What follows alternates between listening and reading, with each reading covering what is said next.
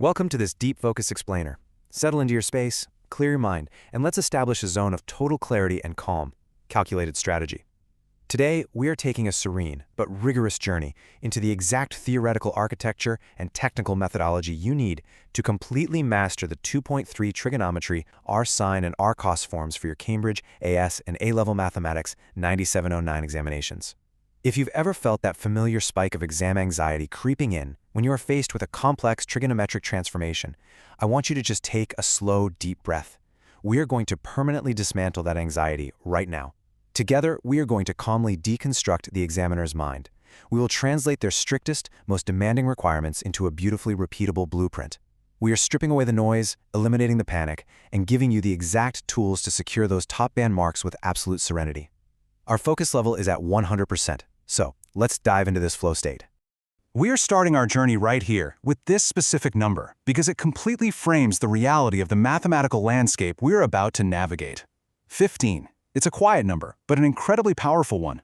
This single topic, the Rsin and Rcos forms, accounts for approximately 15% of your total exam marks in the Mathematics 9709 paper. Just let that sink in for a moment. That is a massive portion of your overall grade, completely locked inside a single highly systematic module. Understanding this weight should instantly shift your perspective from passive reading to active mindful engagement. This isn't just another textbook chapter to casually skim over while listening to music. This is a fundamental load-bearing pillar of your final result. Master this specific architecture, and you immediately secure a critical stronghold on your path to that A-star. Here is our precise, minimalist, structural blueprint for today's session. We will move logically and calmly through 5 key phases. 1. The 15% stakes. 2. Core architecture. 3. The procedural sequence. 4. Deconstruct, solve, evaluate. And finally, 5. Examiner warnings. Each step builds seamlessly into the next.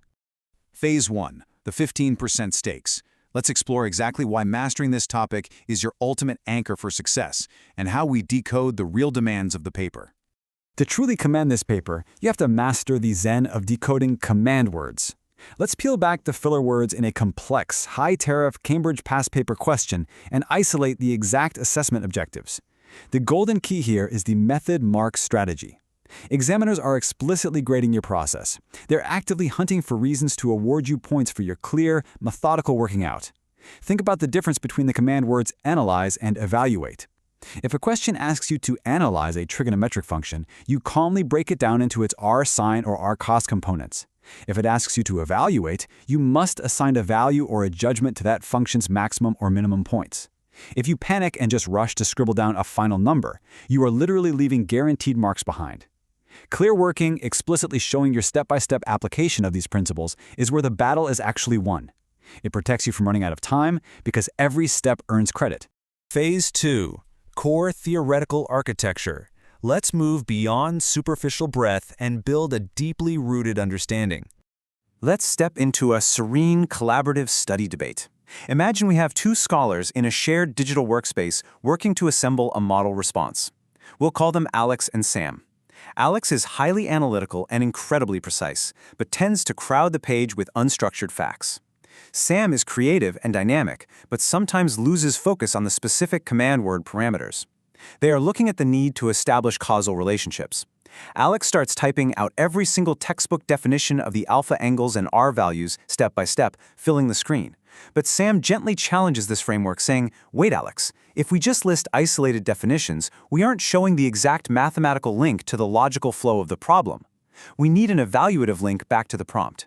And Sam is absolutely right. Principal examiner reports stress that rote memorization isn't enough.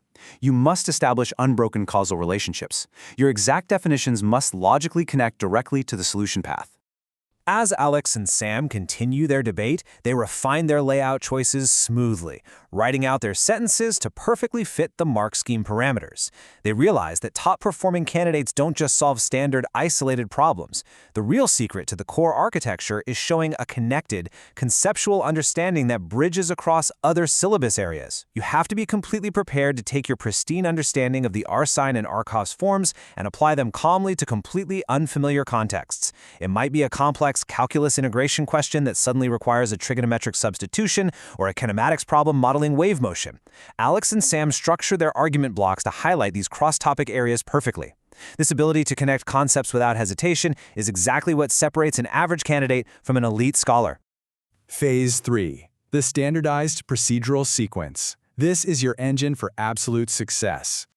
Before we lock in this exact procedural sequence, let's take an intentional focus reboot. Let's breathe and refocus. Relax your shoulders, clear your workspace. Before we write out our final top-band paragraph structure, make sure your daily study dashboard is complete. Subscribe to Ace the Exams at Ace the Exams right now and enable all notification alerts.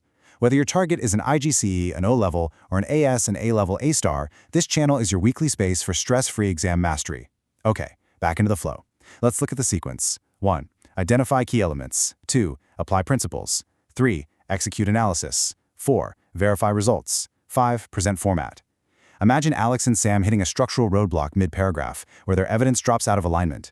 We restore balance by applying the PEL structure, Point Evidence Evaluation Link. You make your mathematical point, provide the evidence via your working, evaluate the result against the constraints, and link it back to the specific question asked. Phase 4. Deconstruct, solve, evaluate. We are now entering the visual satisfaction practice arena. Welcome to Challenge 1, the Mindful Scan. Imagine a highly complex Cambridge source chart or data graph in front of you. A 60-second visual countdown timer begins smoothly ticking down. Your task is to extract the single most high-yielding core trend without letting panic take over. This is the deconstruct phase. You calmly peel back the layers of the prompt. Next is solve systematically. You apply the Rsin or Rcos transformation with complete structural discipline. Finally, we reach evaluate and check reasonableness. Does the angle you calculated actually fit within the domain specified in the original chart? Have you accounted for whether the question is in radians or degrees? Elite candidates use this problem-solving loop to completely remove emotion from the equation. They deconstruct the prompt into logical steps, solve with mechanical precision, and ruthlessly evaluate their final lines of working. Now for Challenge 2, the imperfect answer. Imagine looking at a flawed student paragraph on a digital display. At first glance, the math looks okay, but something is wrong. Our scholars, Alex and Sam, scan the text to identify the exact sentence where structural discipline breaks down and marks are lost. Ah, there it is. The student extracted the data from a table perfectly, but they failed to interpret the relationship accurately before drawing a conclusion. Data interpretation is a critical professional skill here. You must extract data flawlessly, interpret the hidden trigonometric relationships, like identifying amplitude and phase shift from a dataset, and then systematically map out your evidence-based conclusions. If you just jump from extracted data to a final conclusion without explicitly documenting the interpreted relationship in between, the examiner cannot award you those crucial method marks. You have to reveal the path. Phase 5. Crucial examiner warnings. It is time to forge your shield. We're now analyzing actionable intelligence straight from the Cambridge Principal Examiner reports. By understanding exactly where thousands of students lose focus every single year, you build an impenetrable defensive strategy. The most common trap, seen on the left side of our analysis, is confusing cause and effect. This happens when a candidate presents tangled logic or unstructured facts, claiming a mathematical outcome without proving the mechanism. On the right side, we see the gold standard: analytical depth and structured reasoning. Your logical flow must be completely airtight. You must clearly and calmly demonstrate exactly why a specific Rcos transformation leads to a maximum value occurring at a specific angle. You replace superficial guesswork with deep, step-by-step analytical proof. I want you to lock this exact checklist into your mind. This is your final polish review pass. Mistake number 1, confusing cause and effect, which we have neutralized. Mistake number 2, forgetting format and presentation checks. Presentation follows strict, unyielding conventions. Proper notation, appropriate mathematical grammar, and clear annotations are not optional, they are mandatory for top marks. Mistake number 3, providing answers that are not specific to the context given. If the question models the height of a tide over time, your final answer cannot just be a random decimal. It must represent hours or meters, tied perfectly back to the specific parameters of the original prompt. Never, ever lose marks on format when your mathematical logic is flawless. To combat a consistent, frustrating trend of candidates completely mixing up key terminology within these forms under pressure, elite students use a visual story method. By deeply encoding the differences between the sine and cosine addition formulas, using distinct visual cues or spatial layouts on the page, you entirely bypass the brain fog of exam anxiety. You construct a marks per minute flow formula. You know exactly how long a 5-mark question should take, and your visual layout guides you through it effortlessly. You define your terms correctly before using them in extended responses, and your pen simply flows across the page.